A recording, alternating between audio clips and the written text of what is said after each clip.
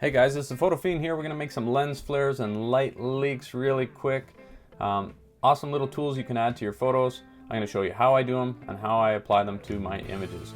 You're going to need some lenses or just a lens. I got an old vintage 50mm here. I got a Canon 6D camera body, and you can use anything really. Just get creative. There's no rules. There's no limits. Just get wild and crazy. I'm going to use a flashlight for the flares that I'm going to create really quickly here and see if we can't make them work on some of my images. So I'm not even going to attach the lens to my camera body. This is called lens whacking or free lensing, and we're just going to check the live view screen, see what kind of cool flares I can make, and snap the shutter button when I have something awesome.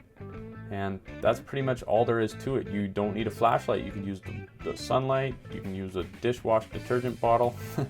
You can do whatever you want. Just get your camera and go create some awesome lens flare. I'm going to even take a picture of the kitchen sink here. Why not? So that's it. That's how I make my lens flares. They're available on my website, and you can make them for free. This easily. And what good would that video be if I didn't show you guys how to use these lens flares and light leaks in Photoshop? So let's get right to doing that. You want to throw your photos that you just took on your computer. Here's what I did today, just now, along with these YouTube video clips. So this is what we created. We just got creative and made a bunch of wacky lens flares. So let's apply. Some of these are actually pretty cool. But let's apply something to an image in Photoshop so you guys know what you're doing, and you can get out there and make your own and apply them to your own images and be awesome. So we've got our images here, we've got them uploaded on the computer here, and we're going to jump into Lightroom. And I've got Sarah here, and this photo actually that I put up on the interweb is using one of my photographs with the lens flare technique. This is actually the kitchen sink, I believe, in the background of this one. You can't really tell. I liked the colors it had in it, and I liked the flare effect it had in it. It was kind of subtle, it worked, and I used it. So yeah, that's how wacky this is. That's the kitchen sink in this photograph. So let's just start fresh. I'm gonna actually just grab a totally raw image and show you guys. I don't even know who this person is. Get out of here. I'm gonna show you guys how I use them. So it's a lens flare, right? Generally, you get lens flares when you're shooting into the light. So using a backlit photograph like this makes more sense to add lens flares to it. If I'm using something where she's getting fill like this, lens flares don't really work. It doesn't really apply here, but you can break the rules and use them anyways, and sometimes they still work. And this is just some of the stuff I've been working on lately with Sarah. But here's a backlit photo that will be a good example of how to apply what we just made today to spruce up this photo. This is raw. I'm not going to do any photoshopping to it. I'm just going to show you guys the lens flares. So we're going to go edit in the Photoshop, because I don't think you can apply anything in Lightroom. You need Photoshop to screen these on. So here we are in Photoshop. We've got our lens flares. Somewhere.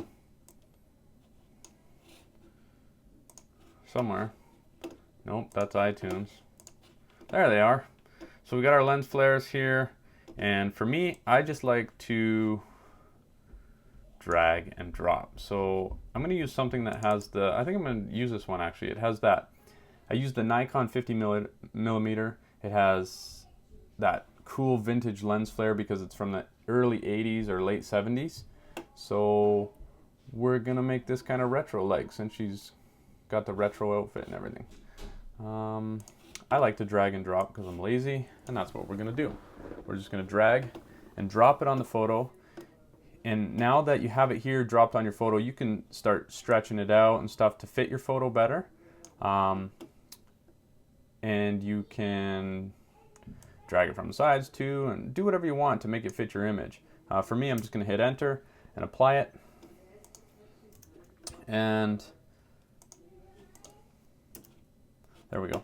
And now what you want to do is you want to screen it with your blending modes over here. Screening essentially turns all the blacks to transparent and makes all the light and colors come through onto your image. And there we go. We've screened it on there. You can play with these blending modes and see what might work for you. Different ones have different effects, and you might stumble upon something that's pretty awesome. For this one, I mean, this is not bad. I just randomly picked soft light. But we're going to go to screen, and I'm going to show you a quick few things. It looks kind of cool, right? You can't even tell that it's fake. Some people might complain that it's cheesy and fake, but whatever. It's your image. You do whatever you want. So what we're going to do here is show you some of the things you can do. So with adjustment layers here, I like to just throw a brightness contrast, and then I alt-click this line here, and that just applies your brightness contrast to that lens flare we created. So now when you play with it here, you can increase the brightness, decrease it, and you can increase the contrast and decrease it, and whatever. It's pretty self-explanatory. You can add any type of adjustment layer you want if you feel it needs it. And then you can go ahead and do the same thing to the background layer. And we'll just throw a brightness contrast on there and change the look of your photograph. What else do I do?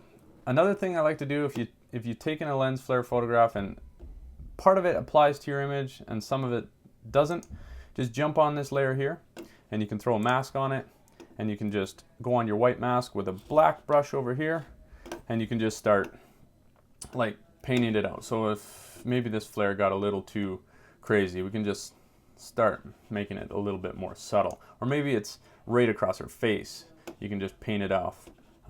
Another thing you can do is jump on the layer and just reduce the opacity and play with that. So there's a lot of different things you can do with these flares, but I think it improves the photo, or it can improve the photo. So it's just about getting out there, having fun, getting creative, and adding a set of tools to your workflow that you never had before. It's quick, it's easy, it's free. But if you're too lazy to make them, I'm too lazy half the time, but I did make them. If you're too lazy, you can buy the ones I've made. I'm gonna give you, well, let's give you this one that I'm working on to play with so you can get a feel for it. I'm gonna put it in a Dropbox link in the description below for free, along with a couple of other things, so you guys can try this out and see if you like it. I love them. I mean, it actually works really well for this photo. But that's it.